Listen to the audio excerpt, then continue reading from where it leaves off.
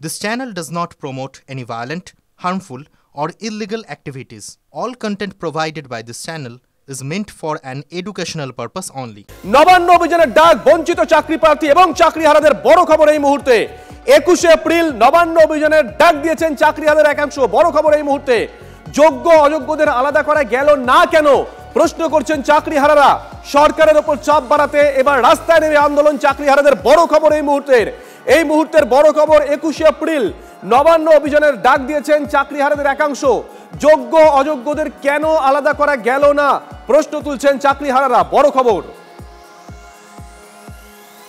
মমতা ব্যানার্জি 7 তারিখ বসতে চাইছেন, খুব ভালো কথা। উনি আমাদের অভিভাবক, রাজ্যের মুখ্যমন্ত্রী, আমারও মুখ্যমন্ত্রী, উনি আমারও অভিভাবক। প্রথম ওনার কাছে আমার কয়েকটা প্রশ্ন, উনি কাদের সাথে বসতে চাইছেন? শুধুমাত্র যোগ্যদের সাথে না যোগ্য অযোগ্য মিলিয়ে সকলের সাথে? যদি যোগ্য অযোগ্য সকলের সাথে মিলিয়ে হয় তাহলে বুঝতে হবে যে উনি অযোগ্যদের পাশেও আছেন। এখন বসে উনি করবেনটা কি ললিপপ ধরাবেন? এখন বসে কি ললিপপটা ধরাবেন? উনি আমাদের দিকে কি সান্ত্বনা দেবেন? যাবো তো অবশ্যই যাবো, এবং যদি ঢুকতে দেয় চোখে চোখ রেখে এই প্রশ্নগুলো করব। এই প্রশ্নের উত্তরগুলো দেওয়ার জন্য তৈরি থাকতে বলবো মাননীয়কে। আমরা যারা বৈধরা আছি আমরা 7 তারিখের মিটিংয়ে যেতে বাধা নেই, কিন্তু আপনি কি প্রশ্নের মুখোমুখি হওয়ার আপনার অভ্যেস আছে? আমরা তো জানি আপনি প্রশ্ন করলে উত্তর দিতে চান না, কারণ আপনিই শুধু বলবেন যা ভুংচাং ললিপপ বুঝিয়ে ছেড়ে দেবেন। আমাকে কি ঢুকতে দেবেন? আমাকে কি ঢুকতে দেবেন নেতাজি ইন্ডোরে? আপনার পুলিশ প্রশাসন কি ঢুকতে দেবে? কারণ আমি ঢুকলে কিন্তু আপনাকে জিজ্ঞেস করব, দিদি আমাদের যোগ্যদের category subject category wise list কি নিয়ে এসেছেন? আপনি যোগ্যদের পাশে কিভাবে থাকতে চান এটা আমি প্রশ্ন করব। দিনের পর দিন হিয়ারিং পড়ে যাচ্ছে, দিনের পর দিন ডেট পড়ে যাচ্ছে, দিনের পর দিন মামলা পিছিয়ে যাচ্ছে। একটা হিয়ারিংয়ে আমাদের 4 লাখ 5 লাখ 6 লাখ 10 লাখ বেকার ছেলেদের চলে যাচ্ছে। তাহলে তো আপনি তো এক মুহূর্তে বলছেন, প্রত্যেক মুহূর্তে বলছেন চাকরি দেব।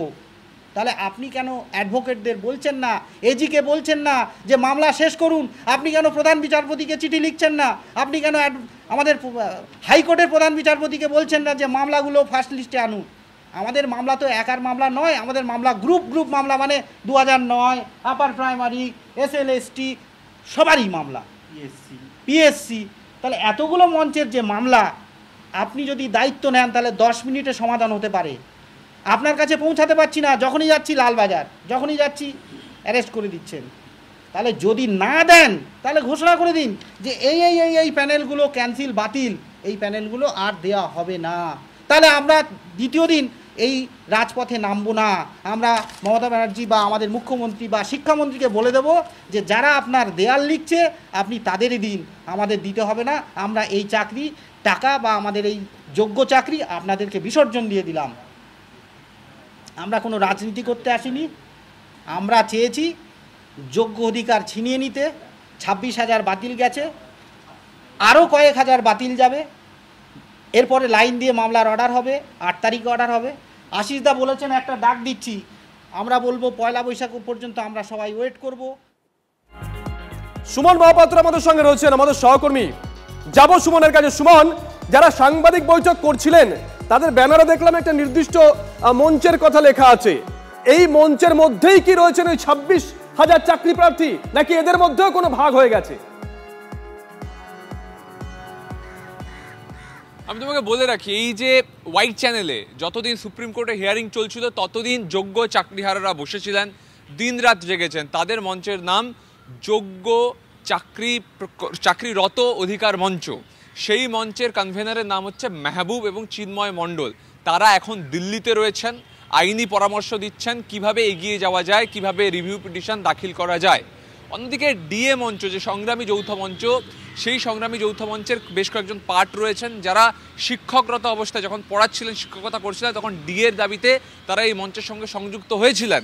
তাদেরও অনেকের চাকরি গেছে। তারা এবং বঞ্চিত চাকরি প্রার্থীরা যারা বিভিন্ন সময়ে বিভিন্নভাবে ধর্মতলার ধর্নাতলায় বসে থেকেছেন, প্রাইমারি আপার প্রাইমারি অন্যান্য সবাই মিলে এই বঞ্চিত চাকরি প্রার্থীদের একটা যৌথ মঞ্চ রয়েছে। সেটা একটা ডিফারেন্ট মঞ্চ, যে মঞ্চের সাংবাদিক বৈঠক তোমরা শুনছো। অন্যদিকে আরও এক দল রয়েছে যেখানে বেশিরভাগ, অর্থাৎ 26,000-এর প্রায় মেজরিটি রয়েছে। তারা কিন্তু ওয়াই চ্যানেলে দীর্ঘদিন ধরে বসেছিলেন এবং তারা আগামীকাল ফের শহীদ মিনারে আসছেন। এবং তাদের যেটা ক্লিয়ার বক্তব্য যে তারা মমতা ব্যানার্জির ডাকা বৈঠকে যাবেন এবং সেখানে তারা যাবেন শুনতে নয় বলতে, চোখে চোখ রেখে প্রশ্ন করতে যাবেন তারা, তেমনটাই তারা জানাচ্ছেন। অন্যদিকে তাদের নেতৃত্বরা এখন দিল্লিতে আইনি পরামর্শ নিচ্ছেন রিভিউ পিটিশনের জন্য। আর নবান্ন অভিযানে কারা যাবেন, কারা ডাক দিয়েছেন? দেখো, নবান্ন অভিযান যারা ডাক দিচ্ছেন তারা বঞ্চিত চাকরি প্রার্থী এবং চাকরিহারাদের কিছু অংশ সবাই মিলে যে বঞ্চিত চাকরি প্রার্থীদের ঐক্য মঞ্চ তৈরি হচ্ছে সেখানে তারা পাঠ হচ্ছেন। এবং যেমনটা তোমার মনে থাকবে, সাউথ 24 পরগনা, প্রাইমারি, টেট, একাধিক চাকরি প্রার্থীরা রয়েছেন, তারা প্রত্যেকে মিলে কিন্তু এই নবান্ন অভিযানের ডাক দিচ্ছেন। বেশ, সঙ্গে থাকো সুমন। সুমনের কথা প্রসঙ্গেই বলি, সুমন যখন শেষ করলো ওখান থেকেই শুরু করি। সোমবার নেতাজি ইন্ডোরে মমতা বন্দ্যোপাধ্যায়ের সঙ্গে চাকরিহারাদের সাক্ষাৎ, বৈঠকে যাওয়া নিয়ে দুটো ভাগে ভাগ হয়ে গেছেন চাকরিহারারা। কাল থেকে শহীদ মিনারে চাকরিহারাদের জমায়েত, শুনতে নয় বলতে যাব বলছেন চাকরিহারাদের একাংশ। মুখ্যমন্ত্রীর কাছে অনেক অভিযোগ জানানোর আছে, মরা কান্না না কেঁদে আমাদের জন্য লড়ুক। রাজনৈতিক দলগুলোকে তোপ চাকরিহারাদের একটা বড় অংশের।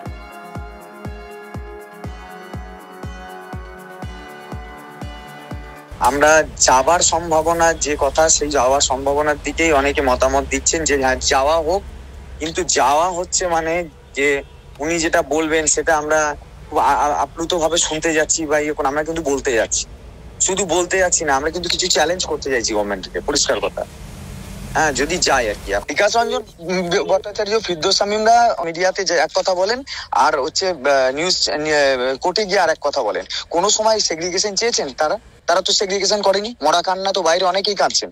আজকে আমরা মমতা ব্যানার্জিকেও দেখছি আমাদেরকে বলছে আসুন ইন্ডোর স্টেডিয়ামে আসুন, তোমাদের মাথায় জল ছেটাবো।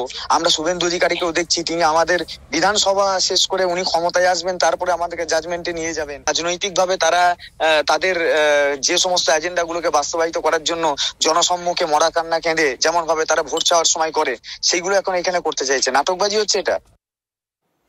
এদিকে 7 তারিখে মুখ্যমন্ত্রীর বৈঠকে যোগ দেবেন না পশ্চিম মেদিনীপুরে চাকরিহারা শিক্ষক শিক্ষিকারা, স্পষ্ট জানিয়ে দিয়েছেন তারা। গতকালের পর আজও রাস্তায় নামলেন তারা।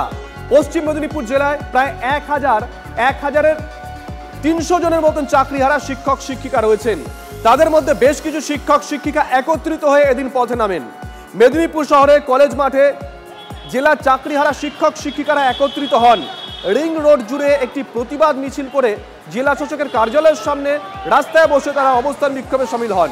যে ছবি আপনাদেরকে আমরা দেখাচ্ছি, ছবি আপনারা দেখছেন, এক সদ্যজাতকে নিয়ে মা রাস্তায় নেমে এসেছে, মানববন্ধন করছেন তাদের সহকর্মীরা, তাদের সাথীরা।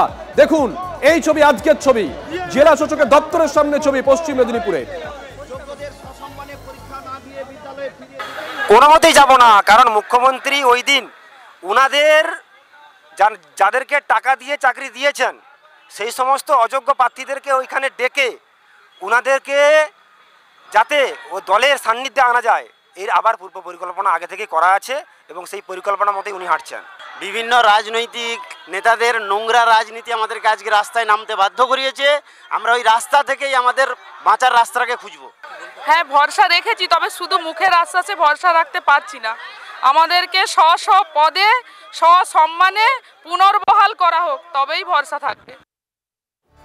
উনি কিছুই দেখবেন না, শুধু আমাদেরকে বঞ্চিত যাতে আমরা রাস্তায় আন্দোলন না করি এই জন্য তিনি একটা ললিপপ দেখে নেতাজি ইন্ডোরে ডিপ্রাইভ টিচার অ্যাসোসিয়েশন বলে আমাদের কিছু নেই। আমরা কিন্তু ওই নেতাজি ইন্ডোরে স্টেডিয়ামে যাচ্ছি না, কারণ আমরা যতটা জানতে পেরেছি ওখানে অযোগ্যদের নিয়ে মুখ্যমন্ত্রী সভা করতে চলেছেন। ফলে আমরা যোগ্য শিক্ষক শিক্ষিকা অধিকার মঞ্চ ওই আমরা নেতাজি ইন্ডোরের বাইরে বিক্ষোভ দেখাবো, ভেতরে আমরা যাব না। পথেই তো নেমে গেছি, আর বাড়ি কোথায়? আর বাড়ি তো নেই, স্কুল তো নেই।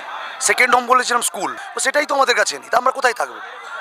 আমাদের মাথার উপরে ছাদ তো চলে গেছে। আপনারা জানেন মুখ্যমন্ত্রীর সঙ্গে আমরা অনেকবার দেখা করতে চেয়েছি, আমাদের পুলিশ দিয়ে পেটানো হয়েছে নিউ টাউনে। একটা প্রশাসনিক প্রধান হিসাবে যেটা করণীয় ছিল ওনার, ওই দিন প্রেস কনফারেন্সে বলা উচিত ছিল, কনফারেন্সে এসে যে আমি ভুল হয়েছে, আমার কমিশনকে আমি নির্দেশ দিচ্ছি, অযোগ্যরা এরা, যোগ্যরা এরা, যোগ্যদের চাকরিটা সসম্মানে আমাদের ফিরিয়ে দাও, আমরা আবার বিদ্যালয়ে চলে যাবো। এইটুকুই তো আমরা চাই। আজকে শিক্ষকদের কোথায় নামিয়েছেন? পথে নামিয়েছে। আজকে আমাদের কোথায় থাকতে হবে? পথেই থাকতে হবে। এদিকে নিয়োগ দুর্নীতি নিয়ে ফের রাজ্য সরকারকে নিশানা করেছেন সুকান্ত মজুমদার। যারা চাকরি চুরি করেছে তারাই বলছে পাশে আছি, কটাক্ষ করেছেন সুকান্ত মজুমদার। এই রাজ্য সরকারের উপর ভরসা করলে আবার ডুবতে হবে, মন্তব্য কেন্দ্রীয় মন্ত্রী। যারা চুরি করেছে, যাদের জন্য এটা হলো, তারা বলছে আমরা যোগ্যদের পাশে আছি, মমতা বন্দ্যোপাধ্যায়ের উপর ভরসা রাখুন। মমতা বন্দ্যোপাধ্যায়ই তো এদেরকে ডোবালো। আবার যদি মমতা বন্দ্যোপাধ্যায়ের ভরসা রাখে আবার ডুববে। শুধু এ তো সবে শুরু কলিক সন্ধ্যা, আর কত কত কত চাকরি যায় দেখুন। সব জায়গাতে নিয়ম বহির্ভূতভাবে নিয়োগ, পয়সা নিয়ে চাকরি বিক্রি করেছে, চুরি হয়েছে সব প্রত্যেকটি চাকরি। স্বাভাবিকভাবে কোর্টের সামনে কেউ গেলে সেই চাকরি বাতিল হয়ে যাবে। মমতা বন্দ্যোপাধ্যায়কে যতক্ষণ না পর্যন্ত এই দুর্নীতির দায়ে জেলে ঢোকাতে পারছে কোর্ট, ততক্ষণ পর্যন্ত এর সমাধান নেই। মমতার নাকের ডগায় সব হয়েছে অভিযোগ করছেন দিলীপ ঘোষ। পাশে থেকেছেন, কোথায় থেকেছেন? 26,000 লোক রাস্তায় বসে গেল, কার দোষ? শিক্ষামন্ত্রীর দোষ নয়। শিক্ষামন্ত্রী জানতেন না কিছু? তার পার্টির নেত্রী, যার নাকের ডগায় সব কিছু হয়েছে, পার্টির লোকেরা করে খেয়েছে, সবার পরিবার যুক্ত আছে, তো সেই জন্য জানেন না এরকম নাই। এই মিষ্টি মিষ্টি কথা বলে এড়িয়ে যাচ্ছেন, পুরো দায়িত্ব ওনার আছে। এর মধ্যে এখনও যোগ্য অযোগ্য আলাদা করুন। যারা যোগ্য তারা বিনা কারণে কেন শাস্তি পাবে? প্রায় 26,000 চাকরি বাতিল, এটা রাজ্যের সমস্যা, সেইভাবে দেখছি মন্তব্য করেছেন তৃণমূল সাংসদ সৌগত রায়। আমি তো স্কুলে পড়াতাম না, আমার দেখার কথা নয়, অদ্ভুত যুক্তি সৌগত রায়ের। আমি এখন ডিটেলসটা জানি না, তাই আমার পক্ষে বলা মুশকিল। আমি তো স্কুলে পড়াতাম না, সুতরাং আমার দেখার কথা নয়। আমি মানবিক দিক থেকেই দেখছি যে কেউ চাকরি পেল, চাকরি করলো, তারপর চাকরি চলে গেল, সেটা দুঃখের। সেটা কি করে সেটাকে করা যায় মানবিক দিক থেকে, সেটাই আমি ভাবছি। এটা দায় কার? এই উত্তর আমি দিতে পারব না। এটা একটা রাজ্যের সমস্যা, সেইভাবে দেখছি। তবে আমি এটা বুঝি যে মুখ্যমন্ত্রী আন্তরিকভাবেই তাদের সঙ্গে, যখন হাইকোর্টে অভিজিৎ গঙ্গোপাধ্যায় ওদের চাকরি বাতিল করে দিয়েছিলেন, তখন মমতা ব্যানার্জি ওদের জন্য সুপ্রিম কোর্টে গিয়ে ওদের চাকরিটা বহাল রেখেছিলেন। এখন একটা নতুন পরিস্থিতি সৃষ্টি হয়েছে, কি করা যায় সরকার গভীরভাবে ভাবছেন।